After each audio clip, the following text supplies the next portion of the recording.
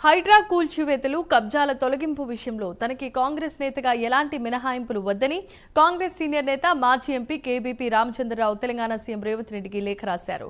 సాధారణ పౌరుడి విషయంలో చట్టం ఎలా ఉంటుందో అలాగే వ్యవహరిస్తే చాలన్నారు.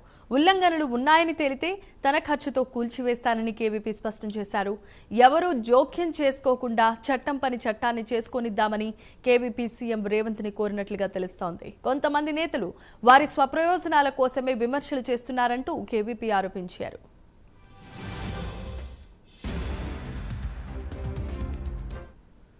ఇక మూసీ విషయంలో ప్రతిపక్షాలది మొసలి కన్నీరేనని ప్రజలందరికీ తెలుసునని కేవీపీ విమర్శించారు. పేదలకు నష్టం లేకుండా మన ప్రభుత్వం చేపట్టే అన్ని పనులను స్వాగతిస్తున్నామని అన్నారు.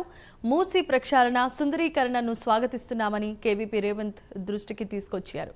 పార్టీ శ్రేయోభిలాషులు కొందరు మొదటి దశలో మూసీ ప్రక్షాళన చేయాలన్నారు.